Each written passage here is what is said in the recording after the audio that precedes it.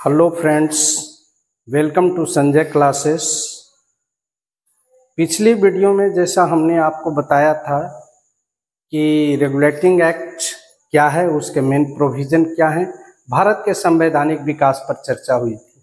आज बहुत ही important chapter जो कहा जा सकता है कि ये की पॉइंट्स है कि कैसे हम लोग बीपीएससी पीटी को क्वालिफाई करेंगे। चूँकि अभी रिसेंटली 70वीं कंबाइंड जो बीपीएससी का पीटी परीक्षा होने जा रही है, उसके लिए कुछ नए एस्पिरेंट्स होंगे, कुछ पुराने होंगे। हर किसी को जो फेलियर हो रहे होंगे, हर किसी को ये भी चाहत होगी कि कैसे हम इसको कंप्लीट करें, किस तरह से हम इसको करें ताकि ये आसानी से हम इसको क्रैक कर सकें। तो अगर अभी तक आपने अपने इस चैनल को, संजय क्लासेस चैनल को आपने अगर सब्सक्राइब नहीं किया है तो सब्सक्राइब कर लें ताकि लगातार आपको वीडियो मिलता रहे। इसके साथ साथ लाइक और शेयर करना भी न भूलें।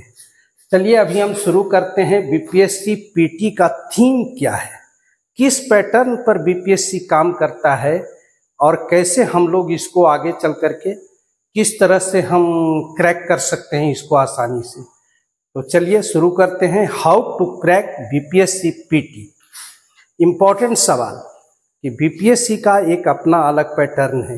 ये न तो यूपीएससी से मैच करता है, नहीं किसी अन्य राज्य का जो कमीशन सर्विसेज है उससे वो मैच नहीं करता। बीपीएससी का अपना एक अलग पैटर्न है और इस पैटर्न में सबसे जो इम्पोर्टेंट चीज़ है, यहाँ सिर्फ एक सिंगल जीएस का पेपर होता है और इसके टोटल नंबर ऑफ क्वेश्चंस 150 होते हैं, जबकि एक एक नंबर का क्वेश्चन होगा और टोटल 150 मार्क्स भी होंगे। फुल मार्क्स इसका 150 होता है। अगर आप कभी बीपीएससी पीटी में नहीं बैठे हैं तो ये जानना आपके लिए बेहद ज़रूरी है। जो फेलियर हो रहे हैं वो समझे कि कहाँ कमी हो रही है जिसके कारण हम बीपीएससी पीटी को क्वालिफाई नहीं कर पा रहे हैं। तो इसके लिए ज़रूरी है, सबसे पहला बात ये जानना ज़रूरी है कि इसका पैटर्न क्या है, क्वेश्चन कहाँ से आते हैं और किस तरह से हम तैयारी करें ताकि हम इजीली इसको क्रैक कर सकें। सबसे इम्पॉर्टेंट बात आपको बता देता हूँ कि बीपीएससी में अगर आपका 10th तक का बेसिक कॉन्सेप्ट आपका क्लियर है तो आपके लिए बहुत आसान है। अगर क्लियर नहीं है तो आप गाइड पढ़ करके इसको फॉलो नहीं कर सकते। इसलिए बेसिक कॉन्सेप्ट को क्लियर करना बहुत ज़रूरी है। बेसिक कॉन्सेप्ट जिनके पास क्लियर है वो सिर्फ करंट अफेयर देख करके ही क्रैक कर जाते हैं, और जिनका बेसिक कॉन्सेप्ट नहीं क्लियर है उसके लिए ज़रूरी है कि पहले अपना बेस को मजबूत करें। और इसको सबसे पहले हम लोग देखेंगे क्यों इसके लिए ऑलराउंडर होना ज़रूरी है। सबसे पहले क्वेश्चंस का जो पैटर्न है, कहाँ से कहाँ तक आते हैं। सबसे इम्पोर्टेंट बात कि 150 क्वेश्चन में लगभग 30 क्वेश्चंस जो हैं वो इंडियन हिस्ट्री और नेशनल मूवमेंट से आते हैं। इंडियन हिस्ट्री और नेशनल मूवमेंट से 30 क्वेश्चन आते हैं जिसका बेसिक कॉन्सेप्ट आपके पास होना चाहिए। इसमें भी 10 + 20 है, यानी 10 नंबर आपको बेसिक हिस्ट्री से पूछे जाएंगे, यानी एंशिएंट और मेडाइवल से होंगे, जबकि 20 क्वेश्चंस जो होंगे वो आपको मॉडर्न हिस्ट्री कहिए या नेशनल मूवमेंट से जुड़े रहते हैं। इसलिए मॉडर्न हिस्ट्री और नेशनल मूवमेंट पर आपको विशेष जोर देना होगा। सेकंड चीज आता है पॉलिटी एंड कॉन्स्टिट्यूशन। इससे लगभग 20 क्वेश्चन पूछे जाते हैं। इसमें 10 क्वेश्चंस आपको पॉलिटी से होंगे और 10 क्वेश्चन कॉन्स्टिट्यूशन से पूछे जाएंगे। इसलिए constitution more important. Science and technology, ये तीसरा पार्ट है इसका।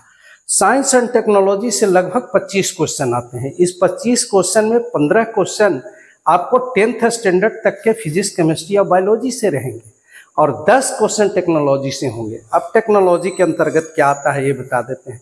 टेक्नोलॉजी में इंफॉर्मेशन टेक्नोलॉजी हो, चाहे स्पेस टेक्नोलॉजी हो, एटॉमिक एनर्जी पावर प्रोजेक्ट वगैरह हो, सब जितने तरह के हैं वो आज करके दौर में जितने टेक्नोलॉजी काम कर रहे हैं वो टेक्नोलॉजी से जुड़ा हुआ सवाल रहेगा, वो 10 नंबर का होगा।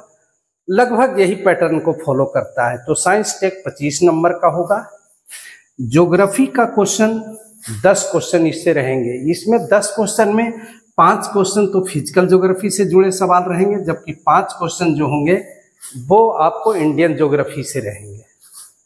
Economy 10 question, 5 question basic economy से होगा, जबकि 5 क्वेश्चन जो होंगे वो करंट इकोनॉमी वगैरह, या कहिए कि आजकल के दौर का भारत का जो इकोनॉमी है, इंडियन इकोनॉमी है, उससे जुड़ा सवाल रहेगा। सबसे important current affairs. Current affairs से 30 क्वेश्चन है, लगभग 30 क्वेश्चन, ज़्यादा भी हो सकता है, कभी कभी और सब में कम हो जाएंगे, और करंट अफेयर्स में 30 क्वेश्चन से भी पार कर जाता है, कभी कभी 40 तक पहुंच जाते हैं। इसलिए करंट अफेयर्स बहुत ज़रूरी है।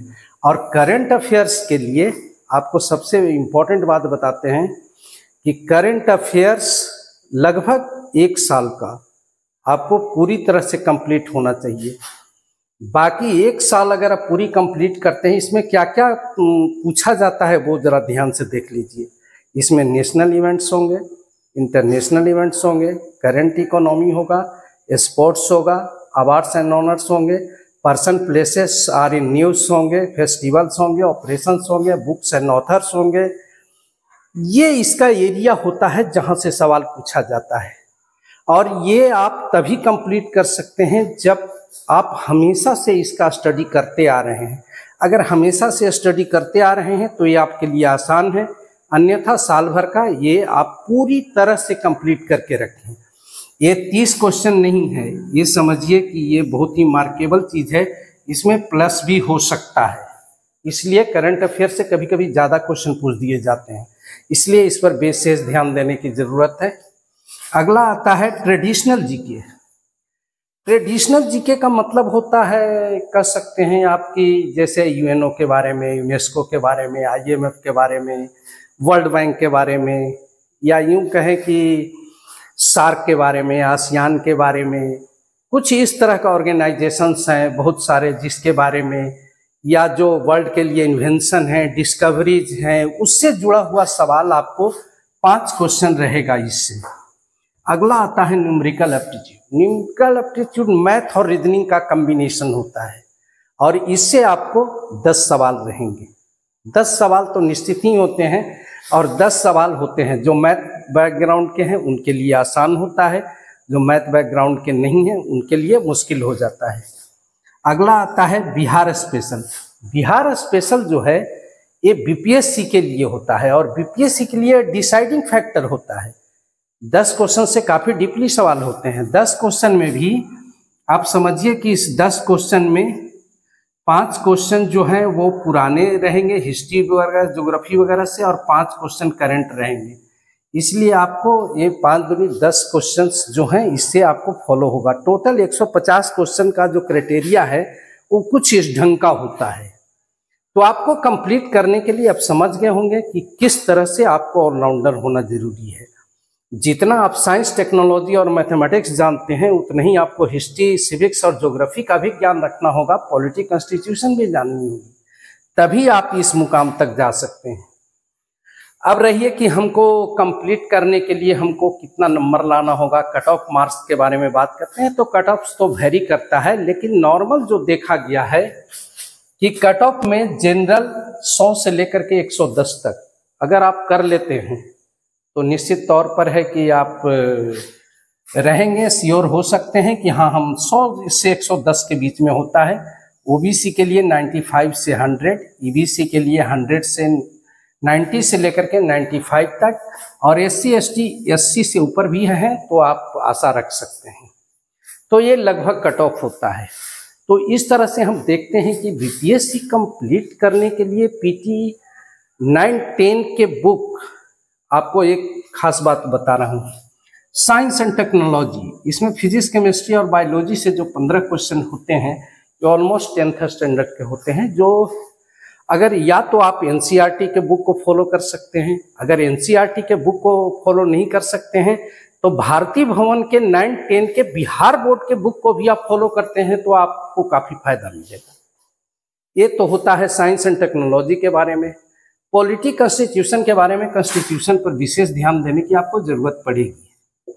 कॉन्स्टिट्यूशन का आर्टिकल तक पूछा जाता है, इसलिए कम से कम आर्टिकल को ध्यान में रखें, जितने तरह के आर्टिकल हैं उस पर ध्यान रखें, हर चीज़ का कॉन्स्टिट्यूशन में क्या प्रोविजंस किए गए हैं इसके बारे में जानें। कॉन्स्टिट्यूशन का अच्छा नॉलेज आपके पास होना चाहिए। चलिए, ये तो हो गया science and technology, geography, physical geography से 5 और 5 इंडियन ज्योग्राफी, इकोनॉमी 10। इस तरह से हम देख रहे हैं कि बीपीएससी पीटी कंप्लीट करने के लिए एक ऑलराउंडर मैन की जरूरत पड़ती है। अगर आप ऑलराउंडर नहीं हैं तो आपके लिए मुश्किल हो सकती है, इसीलिए ऑलराउंडर बनिए। और सबसे इम्पोर्टेंट चीज, अगर बेसिक आपके पास कंप्लीट है तो आप एग्जाम से एक सप्ताह पहले सिर्फ और सिर्फ करंट पर फोकस कीजिए। करंट पर अगर फोकस करते हैं तो आपको बहुत फायदा होगा, क्योंकि ये मेजर पार्ट होता है इसका। इंडियन हिस्ट्री और ज्योग्राफी तो ये कंटिन्यूअस करने की चीज़ है। नेशनल मूवमेंट के लिए आपको प्रेफर करता हूँ कि अगर हिंदी मीडियम के स्टूडेंट हैं या इंग्लिश मीडियम के, तो करंट पर ये मॉडर्न हिस्ट्री, नेशनल मूवमेंट पर विशेष ध्यान दें। बिपिन चंद्रा का स्वतंत्रता संग्राम पढ़ सकते हैं, और ग्रोवर, दोनों में फ़र्क है। एक इंडियन पॉइंट ऑफ व्यू से लिखा हुआ है और एक जो है वो इंग्लैंड के व्यू से लिखा हुआ है, मतलब एक अपोजिट साइड से लिखा हुआ है, वो गवर्नर जनरल वाइज लिखा हुआ है। दोनों को एक दूसरे का पूरक है। अगर दोनों कंप्लीट करते हैं तो आप नेशनल मूवमेंट आपके लिए बहुत ही लाभकारी हो सकता है। चलिए, कहते हैं कि लास्ट में फिर से आपको कह रहे हैं कि अगर बीपीएससी पीटी को कंप्लीट करना है तो ऑलराउंडर बनिए और सभी चीज़ों को कवर कीजिए। बिहार स्पेशल से काफ़ी डीपली सवाल होते हैं, इसलिए बिहार स्पेशल को कभी भी अनदेखा मत कीजिए, ये डिसाइडिंग फैक्टर भी है। इसलिए बिहार के में बिहार स्पेशल बहुत ही मायने रखता है।